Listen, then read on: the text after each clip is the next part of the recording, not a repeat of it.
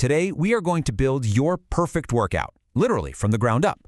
We're going to take all that confusion you might feel at the gym and turn it into total, absolute control. So let's start with a feeling I bet is super familiar. You show up, you're ready to go, but deep down, you're kind of just guessing, right? You're going through the motions, wondering, is this actually the right way to do this?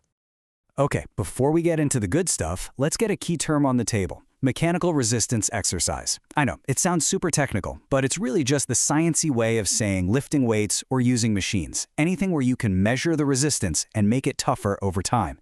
It's the core of how we get stronger. So here's our roadmap for today. You can think of these 5 sections as the main areas on your workout control panel. We're going to cover everything from how you stand to how heavy you lift, and even the order you do it in. All right, let's jump right in. The secret to a great workout, it's not some magic exercise you haven't heard of. No way. It's about understanding that you're in charge of a control panel, and on that panel are 10 different dials, or determinants, that you can tweak to get exactly the results you're after. So let's talk about our first set of controls. We'll call this the foundation. It's all about your position and your stability. You know, getting everything right before you even move an inch. And this, right here, is the absolute first thing you should be asking yourself. Before you lift a single pound, before you push or pull, the #1 dial to check is your alignment. Are you actually set up for success? And here's why that is so important. Proper alignment makes sure that all the hard work you're putting in is going straight to the muscle you want to work. It prevents other muscles from jumping in to help out, which is exactly how imbalances and even injuries can happen. Now, your body keeps itself steady in 2 main ways. You've got external stabilization. That's when you use something outside your body, like leaning on a bench or using straps, to keep you locked in place. And then you've got internal stabilization, which is when you use your own muscles to brace yourself. Both are crucial. This is a fantastic example of that internal stabilization we were just talking about. When you're doing a leg raise, your abs aren't really lifting your legs. What they're actually doing is contracting like crazy to clamp down and stabilize your pelvis and lower back. Without that, the whole exercise just falls apart. Okay, so you're in the right position, you're stable. Now it's time to talk about the engine of your workout: load and volume. This gets to the question everybody asks: how much weight should I actually be lifting? Intensity, or what we call the exercise load, is probably the dial we're all most familiar with. It's the actual number on the dumbbell, the plates on the bar, the pin in the weight stack. It's the direct challenge you're giving your muscles. Now, this is one of the most basic, fundamental rules of getting stronger, and it just makes sense, right? You simply can't have it both ways. The heavier the weight gets, the fewer times you're going to be able to lift it. Period. And you can see that relationship playing out right here on this chart.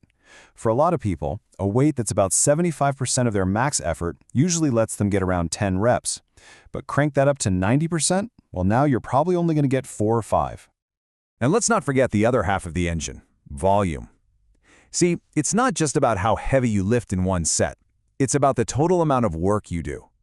Volume is the dial that tracks your entire output for the whole session. Moving on, let's talk about the rhythm of your workout. We're talking about timing and rest.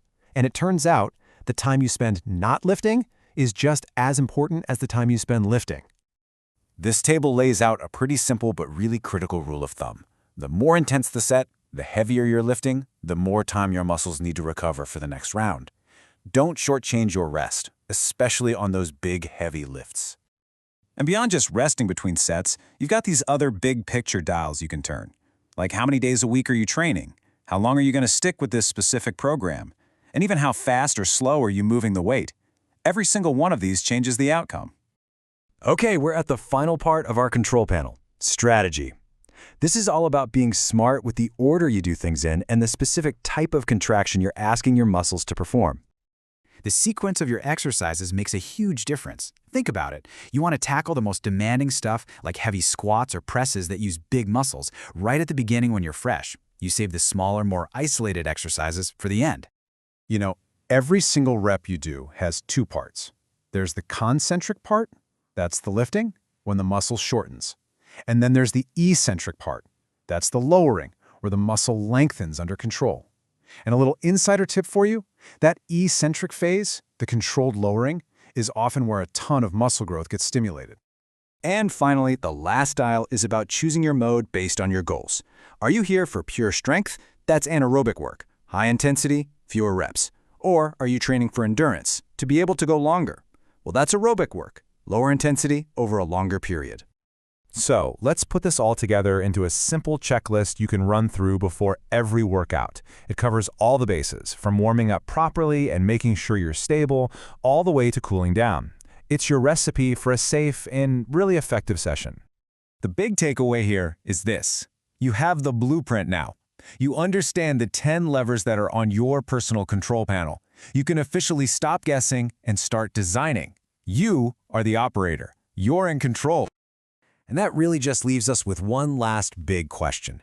Now that you have the blueprint, now that you know how to work the controls, the only thing left to decide is, what are you gonna build?